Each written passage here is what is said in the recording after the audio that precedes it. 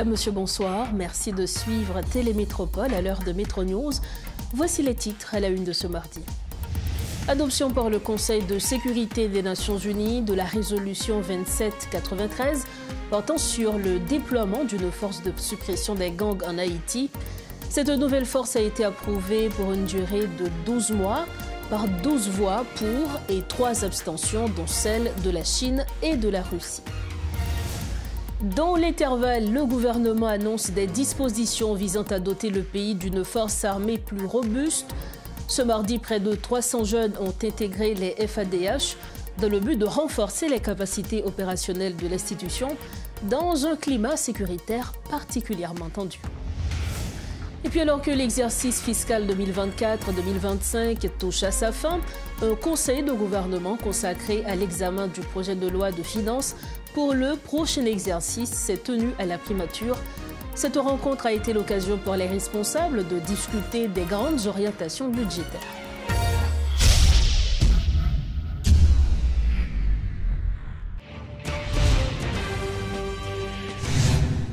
Bienvenue au développement des titres de l'actualité. Pour démarrer ce journal, le Conseil de sécurité des Nations Unies a convenu mardi de transformer la mission multinationale d'appui à la sécurité en Haïti, dirigée par le Kenya, en une force beaucoup plus meurtrière et renforcée, soutenue à la fois par un bureau d'appui des Nations Unies, nouvellement créé par l'Organisation des États américains. La nouvelle force de répression des gangs a été approuvée pour une période de 12 mois par 12 voix pour et 3 abstentions. La Russie et la Chine, qui détiennent un droit de veto, se sont abstenus, tout comme le Pakistan. L'adoption de cette résolution offre un espoir à Haïti, a déclaré Mike Waltz, le nouvel ambassadeur des États-Unis auprès des Nations Unies. C'est un espoir qui s'est rapidement évanoui à mesure que les gangs terroristes étendaient leur territoire, violaient, pillaient, assassinaient et terrorisaient la population haïtienne. Cette expansion dramatique de la violence des gangs a mis en péril l'existence même de l'État haïtien. Suivez un extrait de l'intervention de Mike Waltz. L'adoption de cette résolution offre un espoir à Haïti. C'est un espoir qui nous échappait rapidement alors que les gangs terroristes étendaient leur territoire, violaient, pillaient, assassinaient et terrorisaient la population haïtienne. Cette extension gravissime de la violence des gangs en est venue à mettre en danger l'existence même de l'État haïtien. L'activité des gangs menaçait de transformer le pays en exportateur de crimes de violence et de drogue et de déclencher une crise migratoire dans la région. Nous remercions le Kenya, en particulier pour son rôle de chef de file, qui s'est porté pays chef de file de la MMAS. Et nous remercions tous ceux qui ont fourni du personnel à la mission, y compris le Salvador, le Guatemala, la Jamaïque, le Belize et les Bahamas. Chers collègues, nous remercions également les pays qui ont apporté une contribution financière pour appuyer la MMAS. Nous voudrions tout particulièrement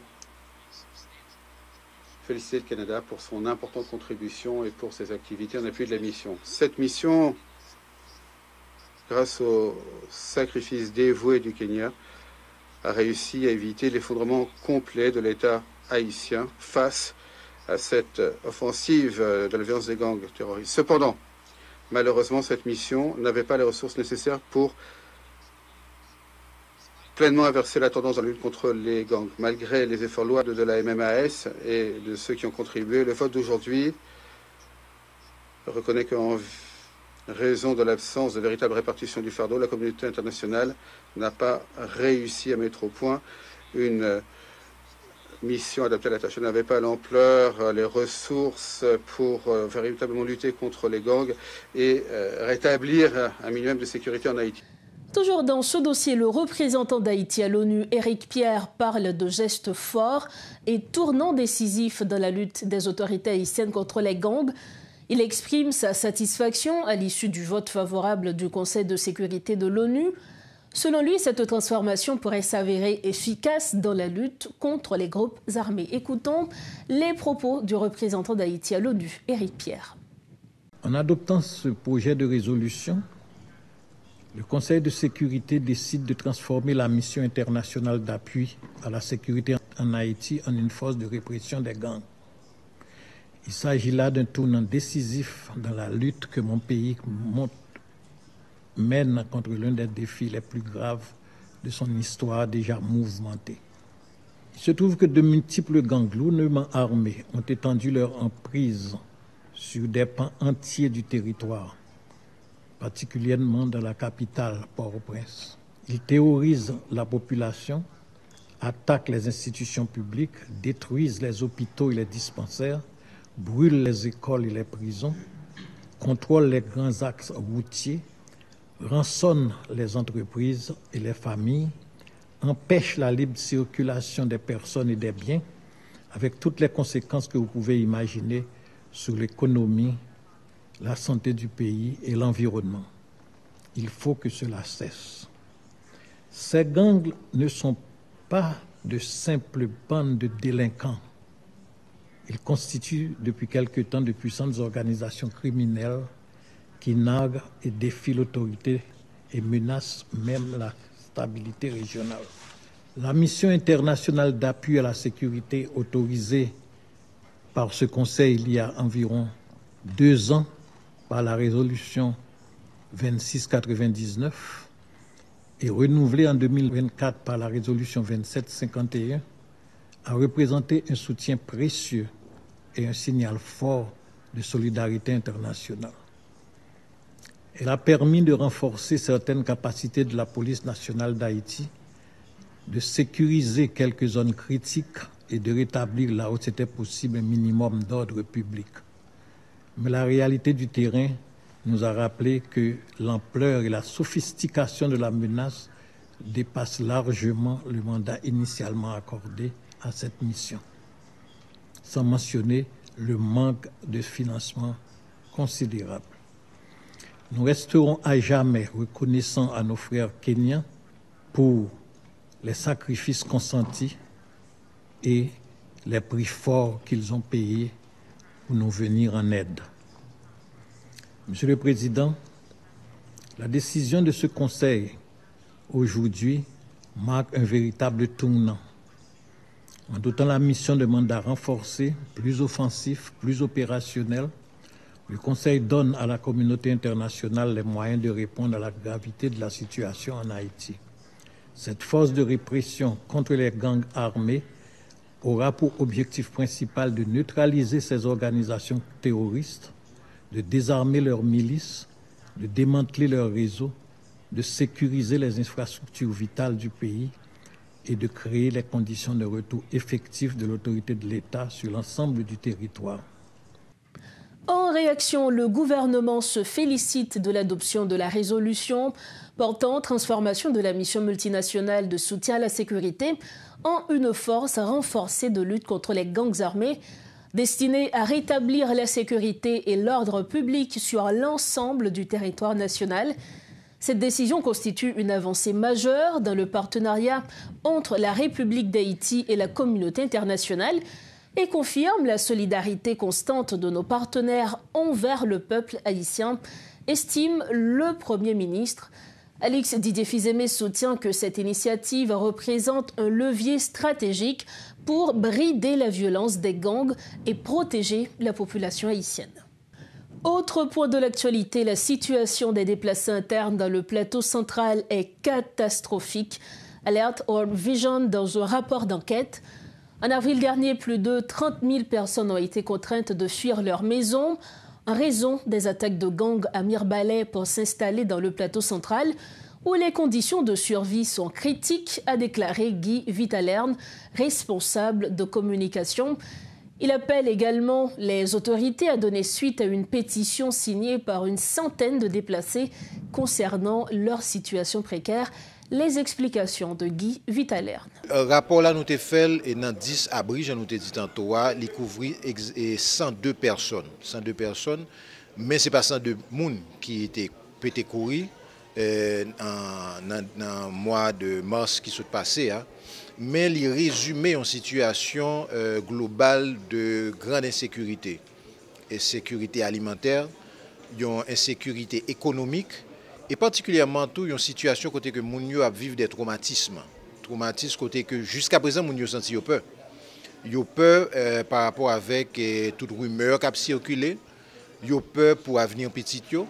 Yo peur pour lendemain yo, et yo dans pétition ça que nous remettons à la presse, que nous remettons avec partenaires nous et que nous avons fait acheminer par les ministères qui sont concernés par différents points qui étaient soulignés dans le rapport ça, en situation côté que a demandé au gouvernement pour faire des actions concrètes pour permettre que vous reprendre une vie qui est plus ou moins normale. Et un aspect qui est souligné dernièrement, nous avons gagné 2 intervenants qui ont parlé avec nous directement de un camp de déplacer au niveau du plateau central que dans le côté que vous vivez, dans le côté que vous y c'est que vous avez demandé l'espace là.